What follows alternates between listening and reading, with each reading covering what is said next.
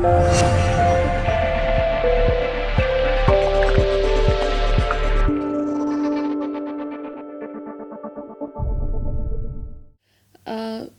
që ka qenë një fushat e qetë përgjithsisht, përkundër faktit që kryeministri në ikje zoti Thaçi ka bërë një fushat shumë jo etike, duke keq përdor edhe asetet publike dhe natyrisht kjo është mjaft shqetësuese jo vetëm për ne si parti politike, por besoj edhe për qytetarët e vendit, dhe për më tepër po vazhdon me premtimet e tij elektorale të cilat nuk kanë asnjë bazë ligjore dhe janë tërësisht të parealizueshme përsëri duke keq përdor pozitën e tij të kryeministrit dhe duke keq përdor edhe buxhetin e shtetit, siç e dini rasti i fundit ishte edhe rasti i shpalljes së konkursit në polici, një konkurs i paligjshëm që tregon tendencat e PDK-s për të shantazhuar dhe për të kushtëzuar qytetarët e Kosovës me vend pune në shkëmbim të votave për PDK-n. Megjithatë, mendojmë që në përgjithësi ka qenë një fushat e qetë dhe për këtë natyrisht ne i falenderojmë në radhë të parë qytetarët e Kosovës, të cilët po sillen në mënyrë shumë dinjitoze dhe po marrin pjesë në fushat duke përkrahur subjektet politike që ata preferojnë. Përkundrazi, kjo ka qenë e qëllimshme, pra na vetë kemi vendosur që në pjesën e parë të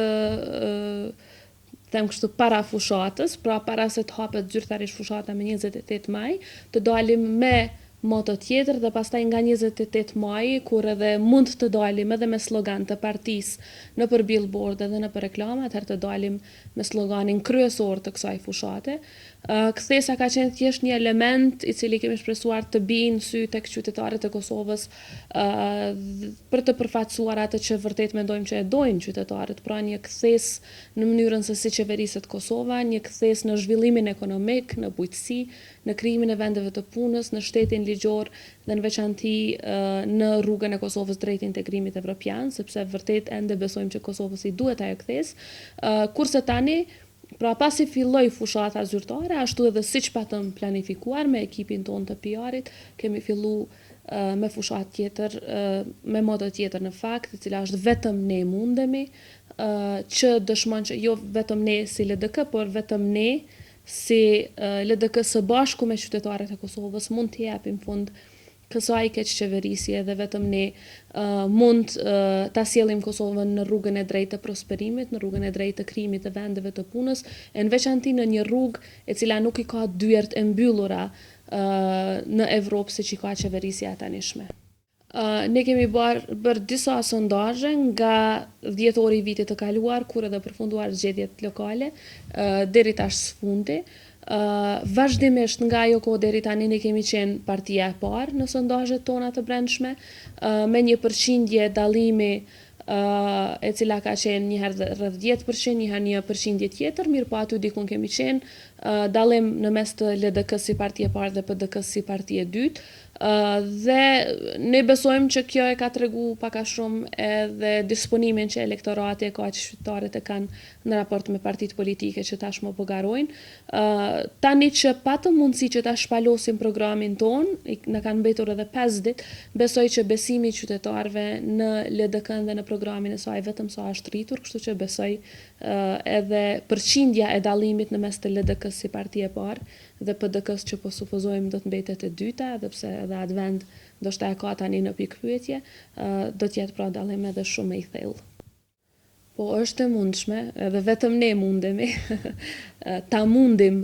koalicionin e PDK-s, sepse po është në opinion gabim po thuhet shpesh PDK-ja, në fakt është koalicioni i PDK-s me shumë parti siç e thatë edhe ju. Pra çfarë do votë që ajo merr nuk do të jetë votë e pastër e PDK-s, por votë e një koalicioni të gjerë, që do të është një koalicion tërësisht i panatyrshëm, ndër të tjera për shkak se përfshin PD-n në një anë që ka avokuar për disa çështje, cilat partia shqiptare demokristiane vazhdimisht i ka kundërshtuar, besoj e dini për cilat e kanë fjalën, dhe tani ato janë në ombrellën e njëjtë, në ombrellën e PDK-s. Po unë besoj shumë që elektorati i tyre nuk do ta votojë atë koalicion, sepse ata e dinë shumë mirë që është pikërisht PDK-ja që ka luftuar kundër këtyre parimeve, dhe pavarësisht se me sa parti bëjnë koalicione, absolutisht asnjëra nuk do t'i ndihmojë PDK-s, dhe siç e kemi thënë shumë shpesh deri tani, misioni i ri i PDK-s do të jetë opozita. së bashku edhe me këto partime cilat po garën. Ne e vlerësojmë shumë rolin që ka luajtur presidenti Sejdiu për zhvillimin e LDK-s, për forcimin e LDK-s dhe ai është akoma pjesë e familjes së LDK-s dhe ka thënë edhe vetë disa herë që do të vazhdojë të mbetet këtu sepse kjo është shtëpia e tij. Dhe unë mendoj që ai ka dhënë, siç e thash, një kontribut jashtëzakonisht të madh në procese tepër të rëndësishme për Kosovën. Tani LDK-ja nëpërmjet kryetarit Mustafa i ka ofruar presidentit Sejdiu që të jetë në listën e kandidatëve për deputet, mirë po ai ka vlerësuar që është më mirë që mos të jetë, pra tani nuk është pjesë e listës.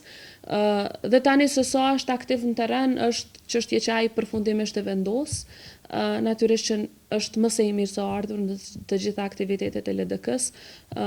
dhe është krejtësisht normale në çdo parti e cila e ka demokracinë si pjesë të funksionimit të saj të brendshëm,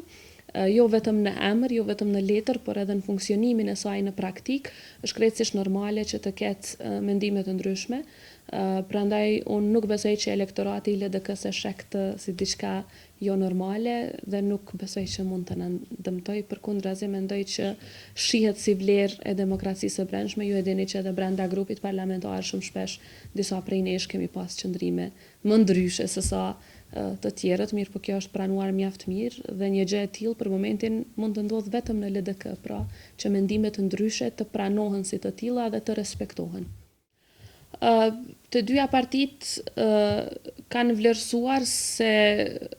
janë të interesuara të shkojnë vetë në zgjedhje. Në fakt ne nuk kemi diskutuar për një koalicion parazgjedhor, sepse mendojmë që programi i LDK-s është i mjaftueshëm dhe mjaft i fuqishëm për të siguruar asaj fitoren, pavarësisht siç e thash më herët faktit që PDK-ja po hyn në garë me koalicion, sepse me qindra takime që kemi mbajtur në terren me qytetar, me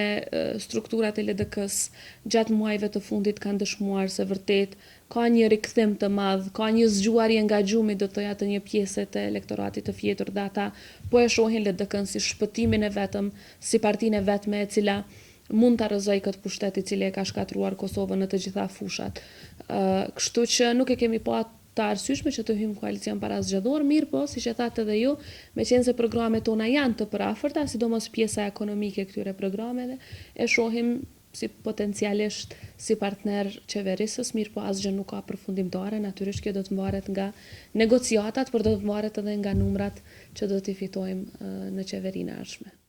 Jo, këtu është një jo e madhe, është një jo shumë vendimtare, një jo nga e cila nuk do të lëkundemi,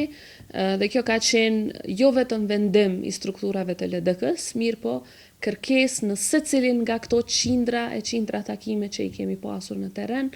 pra kemi pas kërkesë nga qytetarët dhe nga votuesit e LDK-s që mos të hyjmë në koalicion me PDK-n dhe ne respektojmë këtë kërkesë, e cila pastaj edhe është përkthyer në vendim të strukturave. Pra diçka e tillë nuk do të ndodhë, ne nuk do të bashkëqeverisim me PDK-n, sepse nuk mendojmë që kjo do të ishte në mirë të zhvillimit të vendit, në veçanti nuk mendojmë që do të ka mundësi që të vendoset rendi dhe ligji përderisa njerëz të tillë kemi në qeveri. E para, Lidhja Demokratike e Kosovës si parti nuk e ka humbur Prishtinën, është partia e parë në Prishtinë me mbi 30.000 vota, me dikun mbi 40% të elektoratit. Dhe ka 2 fish më shumë vota se sa partia e dytë në Prishtinë që është vetëvendosja. Po flasim për votat e partive. Ne natyrisht jemi duke punuar shumë në terren, në mënyrë që ta plasojmë programin ton për Kosovën para qytetarëve, në mënyrë që qytetarët e Prishtinës të rrisin besimin në LDK-n, kështu që shpresojmë që kjo votë që kemi të rritet edhe më tej. Pra nuk ka asnjë dëmtim në këtë aspekt. Kurse e dyta, sa i përket akuzave të ndryshme, mendoj që ata të cilëve po mungon puna në komunën e Prishtinës, që për momentin janë duke udhëhequr,